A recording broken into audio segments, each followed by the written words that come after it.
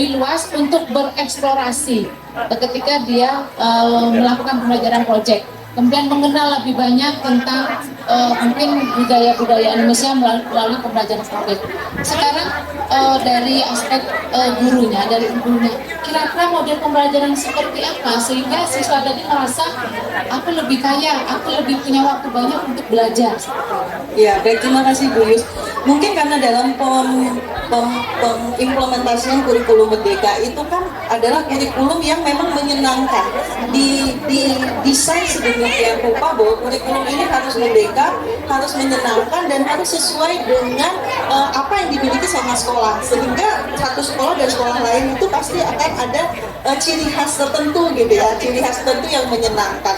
Nah, hal-hal yang seperti ini yang tidak kita dapatkan dari kurikulum yang lama. Kalau dari kurikulum yang lama kan kita saklek ya, jadi dari Aceh sampai Papua itu sama. Kalau kurikulum Merdeka kan tidak, berbeda. Jadi dari Aceh sampai Papua dengan banyak kekayaan negara kita, ciri khas daerah kita, itu semua ditampung.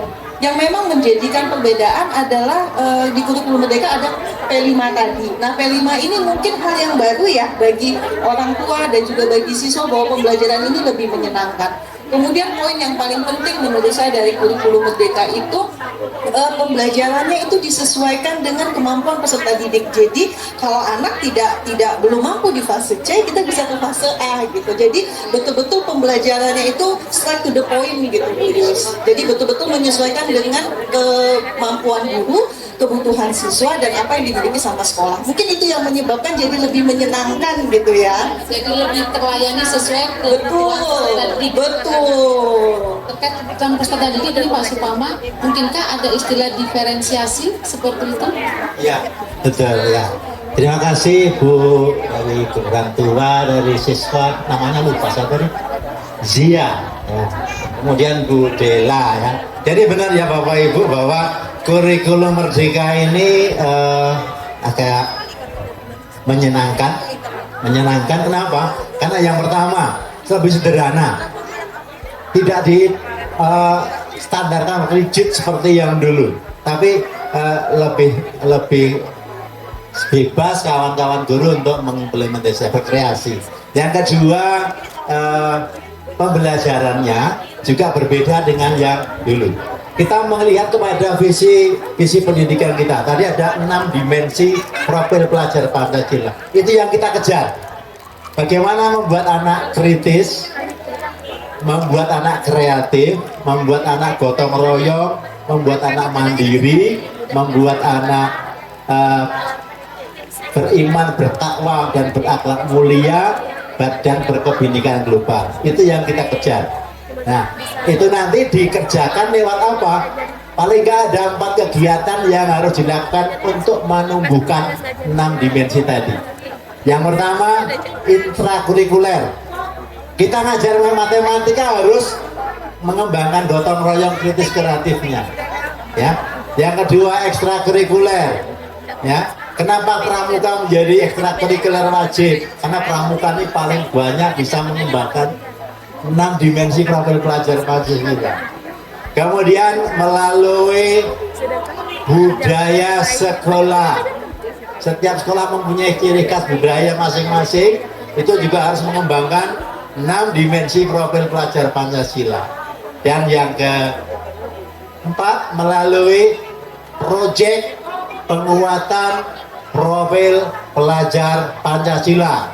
Proyek itu untuk menguatkan 6 dimensi profil pelajar Pancasila. Bukan untuk membuat anyaman, bukan produk itu hasil sampingan, tapi yang penting, yang pokok adalah bagaimana menumbuhkan kreatif, kritis sampai ke 6 dimensi tadi.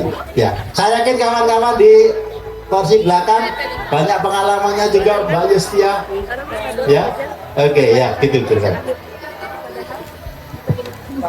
Baik, Pak Supama, tadi kan Bu Dela sebagai guru ya, guru dan kepala sekolah itu menyampaikan bahwa kurikulum Merdeka itu unik. Uniknya bahwa kurikulum antar sekolah itu tidak Nah. Tidak mesti sama. Oke. Nah, tidak mesti sama. Sedangkan kita punya cita-cita yang sama nih Pak Supama. Oke. Cita-cita yang sama untuk mencapai visi pendidikan Indonesia. Lalu bagaimana kita bisa punya berjalan setiap satuan pendidikan di daerah pegunungan, daerah pantai, daerah perkebunan, daerah manapun, kita sama-sama menuju ke visi yang sama, tetapi dengan mengembangkan kurikulum yang berbeda-beda, itu punya kiblat yang sama di mananya. Oke, ya, baik, ya. Jadi setiap siswa ini mempunyai karakteristik yang berbeda-beda, ya. Kemampuan awalnya berbeda, lingkungannya berbeda, keluarganya mungkin berbeda, kemudian mungkin cita-citanya, keinginannya berbeda juga. Maka kita harus memperlakukan perbedaan itu dengan sebagaimana mestinya, ya. Ibaratnya gini, kalau dari kemampuan, Bapak Ibu pernah melihat bagaimana anak-anak ngaji Iqra dalam satu ruangan, ada yang Iqra 1, ada yang Iqra 2, ada yang Iqra 3, ada yang Iqra 4, 5, 6, 7 ada enggak? Enggak ada 7 ya? Ya. Bagaimana kalau guru ngaji yang mengelola satu ruangan yang sama tetapi kemampuannya berbeda-beda. Nah, Bapak Ibu juga mempunyai tugas untuk memperlakukan siswa seperti itu. Kemampuan siswa berbeda, maka perlakuannya harus berbeda. Mungkin minatnya berbeda, maka kita juga memperlakukannya berbeda. Lingkungan di rumahnya berbeda, maka kita memperlakukannya juga harus berbeda. Sehingga saya mempunyai pemikiran liar bahwa kita nggak perlu ganti menteri, ganti kurikulum, tapi ganti murid harus ganti kurikulum. Ganti murid, ganti kurikulum. Muridnya yang ini dengan yang ini ngajarnya sama nggak? Tidak. Ganti murid, ganti kurikulum. Bukan ganti menteri, ganti kurikulum ya Pak ya? Iya. Ganti Kelamaan. 5 tahun dulu. Oke, gitu Pak Jes ya. Oke, baik Pak. Ini tadi ada SMP Negeri 4 Kota Bengkulu. Memang belum semuanya menggunakan kurikulum Merdeka. Ya. Mungkin prinsip-prinsipnya sudah dilaksanakan oleh kawan-kawan guru ya. Iya. Prinsip walaupun kelas 8 ini belum melaksanakan kurikulum Merdeka, pasti pembelajarannya sudah nyerempet-nyerempet juga ya Bu ya. Tuh. Iya. Pengalamannya mungkin. Iya, pengalaman ketika di satu sekolah ini ada dua kurikulum ya Pak ya, dua kurikulum diimplementasikan dalam waktu yang bersamaan seperti itu ya. Oke, tadi Bu Dela dan Pak Supama sudah menguatkan terkait bahwa kurikulum itu ada untuk mengakomodir semua kebutuhan peserta didik, bukan bagaimana kurikulum ini peserta didik yang menyesuaikan kurikulum. Ini tidak terjadi di kurikulum Merdeka. Terbalik ya, gitu ya Pak Supama ya. Jadi bagaimana kurikulum bisa mengakomodir semua kebutuhan peserta didik, bukan peserta didik yang mengejar target kurikulum. Ini yang perlu kita sama-sama cermati. Lalu langkah awal seperti apa Bu Dela? Tadi kan kita harus mengakomodir semua kebutuhan anak, keberagaman anak. Langkah awalnya seperti apa? Supaya kita ngajar di kelas yang sama, di satu kelas dengan kelas 1, itu isinya kan 20 orang murid gitu ya. Terus ini anak semua kan punya keberagaman, punya kebutuhan yang berbeda-beda. Diajarkan dalam satu topik yang sama, itu bagaimana ya teknis pembelajaran menggunakan kurikulum Merdeka itu seperti apa? Ya, terima kasih Bu Yus. Jadi hal yang harus dilakukan pertama tentu saja kita harus melakukan asesmen dulu kepada peserta didik kita. Melakukan asesmen. Ya, melakukan asesmen itu kan ada 3 asesmen, ada asesmen diagnostik, ada asesmen kekhususan, ada asesmen kebutuhan. Jadi dari 3 asesmen itu nanti kita akan ambil garis besarnya peserta didik kita di dalam kelas itu rata-ratanya ada di mana. Kemudian kebutuhan setiap peserta didik juga berbeda-beda. Bukan berarti kita mengkelompokkan ABC, tidak, tetapi kita akan mengambil garis besar. Oh, peserta didik saya ada di fase yang ini nih, gitu. Nah, jadi dengan apa ya, satu hal yang harus saya yakini dan kita sepakati bersama bahwa perbedaan itu tidak harus diributkan. Perbedaan itu adalah hal yang lumrah, gitu. Jadi ketika peserta didik kita semuanya sudah kita asesmen, kemudian kita dapatkan hasilnya apa yang harus kita layani, sehingga dalam pembuatan nanti pembuatnya ini karena Merdeka ya lebih fleksibel seperti kata Pak Supama, sehingga semua kebutuhan peserta didik kita akan terlayani sesuai sesuai dengan kebutuhannya. Jadi ada siswa yang bisa mencapai angka 10, ada yang 20, ada yang 5. Nah 5, 10, 20 ini kan harus terlayani nih semua. Itulah gunanya asesmen awal dilakukan untuk melihat kemampuan peserta didik kita di dalam kelas. Yang hasil asesmennya 10 misalnya Iya. itu terlayani, yang hasil asesmennya 5 juga Juga terlayani, terlayani. yang hasilnya 2 juga terlayani. Betul, terlayani. Sama-sama belajar tentang misalnya nama-nama ibu kota di Indonesia misalnya. Betul. Terlayani sesuai dengan kebutuhan Iya, masing-masing. misalnya begini, Bu Yus, melayani tentang nama-nama ibu kota. Untuk siswa yang high, mungkin yang kemampuannya tinggi, dia sudah bisa menyebutkan. Untuk yang di bawah, mungkin dia bisa menyebutkan hanya 10 saja. It's okay gitu. Kemudian ada yang dia tidak bisa menyebutkan, tapi dia bisa menuliskan. Itu pun tidak apa-apa. Materinya tetap sama kan, ibu kota gitu. Tapi pelayanan kita terhadap keberagaman itu yang harus kita tekankan pada kurikulum merdeka. Artinya di sana topiknya sama, prosesnya berbeda, Iya. hasilnya juga bisa Hasilnya bisa berbeda, tetapi tetap materi yang diajarkan itu sama. Mungkin selama ini orang berpikir, oh karena dia beda-beda, saya kasih saja yang beda.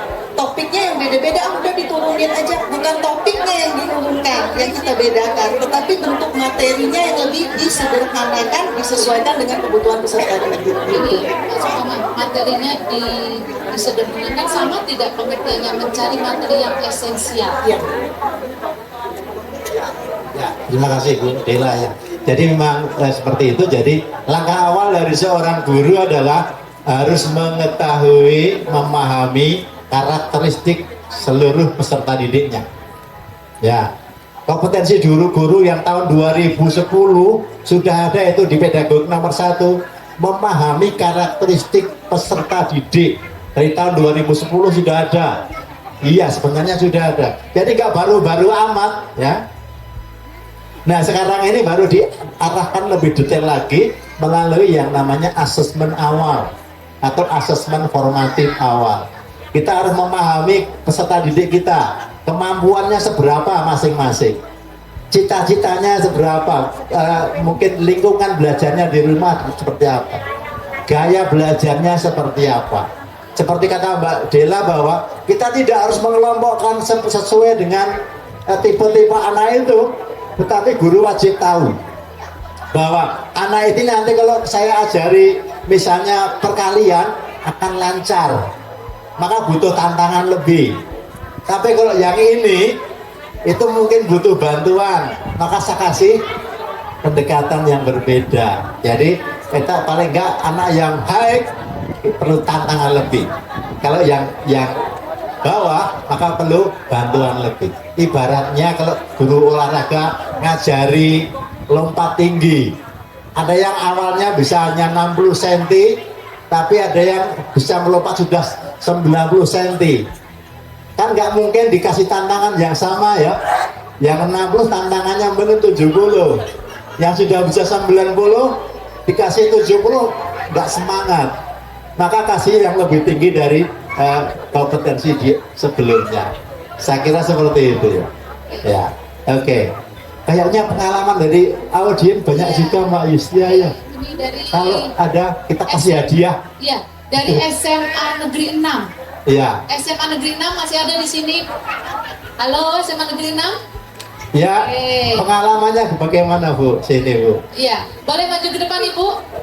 Siapa yang mewakili? Ya, berdua boleh. Bertiga juga boleh. Bertiga juga Semuanya boleh. juga boleh. Semuanya boleh juga. Oke, silakan.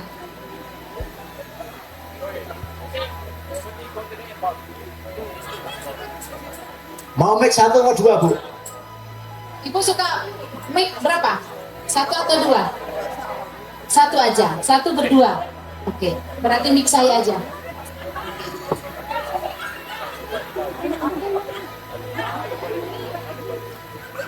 Ya. Assalamualaikum warahmatullahi wabarakatuh. Perkenalkan saya Fauzian Meniani dari SMA Negeri 6 Kota Bengkulu dan teman saya. Nama saya Rara Afinita, saya juga berasal dari SMA Negeri 6 Kota Bengkulu. Ibu, ini dari SMA Negeri 6 Kota Bengkulu. Oke, ini sekolahnya sudah 100% menggunakan kurikulum merdeka belum? Kalau untuk sekolah sekarang masih kelas 10 yang menggunakan. Jadi kelas 11, 12 seperti itu. baru satu kelas ini masuk di kategori apa ya Pak Supama? Mandiri belajar, mandiri berubah, atau mandiri berbagi? Bisa tiga-tiganya. Untuk mengetahui bahwa SMA 6 ini berada di kategori yang mana, seperti apa? Bapak Ibu, jadi sekolah kalau mengimplementasikan ini bisa mandiri berbagi, artinya kalau sudah menyusun sendiri perencanaannya, ya, atau mungkin mandiri berubah kalau dia menggunakan perencanaan dari sekolah lain kemudian diimplementasikan di sekolah sendiri, atau mandiri belajar kalau sebenarnya belum menggunakan kurikulum merdeka tetapi gurunya sudah menerapkan prinsip-prinsip pembelajaran dalam kurikulum merdeka, sudah menggunakan asesmen awal tapi padahal menggunakan kurikulum 2013, itu berarti mandiri belajar, ya gitu. Dari penjelasan Pak Supama tadi, SMA Negeri 6 masuk kategori yang mana Ibu? Mandiri mana? Baik.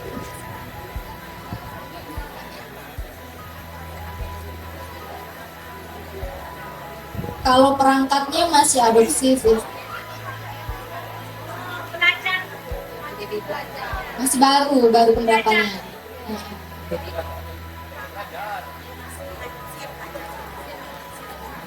Adopsi dan adaptasi. Baik, pengalaman Ibu ketika mengimplementasikan kurikulum merdeka dalam pembelajaran tadi sudah disebutkan ada diferensiasi, karena memang pembelajaran implementasi kurikulum merdeka itu karakteristiknya bagaimana pembelajaran itu melekat pada diri anak dan karakternya bisa bermakna, gitu ya. Ketika nanti mereka hidup di zamannya, karakter yang dipelajari saat ini kita harus bisa persiapkan bahwa ini menjadi filter ketika dia berhadapan dengan dunia di zaman waktu seperti itu. Bagaimana pengalaman Ibu menciptakan atau menyusun tujuan pembelajaran untuk melaksanakan pembelajaran dengan diferensiasi yang diceritakan oleh Bu Dela tadi? Guru BK. Oke. Sekarang karena ini guru BK, Pak mau menceritakan pengalamannya dari sisi ke-BK-an itu. Oke, silakan Ibu. Baik, terima kasih. Jadi kami sebagai guru BK, penerapan dari kurikulum merdeka ini membimbing anak-anak ini untuk lebih kreatif. Jadi bukan cuman staff belajar di dalam kelas, memberikan informasi dalam kelas secara kami yang hanya memberikan informasi, tapi timbal baliknya dari mereka juga. Jadi mereka juga menyampaikan pikiran kreatif dan menyalurkan bakat-bakat kreatifnya di dunia dalam bidang kebekaan. Jadi bagaimana menstimulasi anak-anak ini bisa berpikir kreatif, bernalar kritis melalui pembelajaran. Tentunya harus disiapkan banyak pertanyaan pemantik ya, sehingga mereka bisa terasa kritisnya. Kalau Ibu mapelnya apa? Oh, sama BK semua Pak, guru BK semua. Oke, Ibu, satu pertanyaan terkait pengalaman ketika melakukan asesmen awal. Ini kan syarat kita menyusun perencanaan pembelajaran di kurikulum merdeka adalah menyusun atau melaksanakan asesmen awal. Seperti apa Ibu melakukan asesmen awal untuk siswa-siswi kita? Asesmen awal BK dengan guru mapel mungkin agak berbeda ya. Oke, kalau versi BK seperti apa? Ya, kalau dari BK kami berkolaborasi dengan wali kelas dan guru mata pelajaran juga untuk lebih ke kelas 10 ini kan Bu ya, lebih ke penjurusan kalau sekarang. Oke. Kolaborasinya seperti apa? Bertanya apa? Kalau dari segi nilai, yang mana anak ini yang lebih tinggi, condongnya lebih kemana seperti itu. Oh, lebih ke proyeksi penjurusan kali ya Pak Supama ya. Baik. Ada lagi Pak Supama? Oke. Ini dapat. Oke. Terima kasih Ibu sudah berbagi cerita. Ada MOOC cantik, MOOC Merdeka Belajar dari BPMP Provinsi Bengkulu. Silahkan.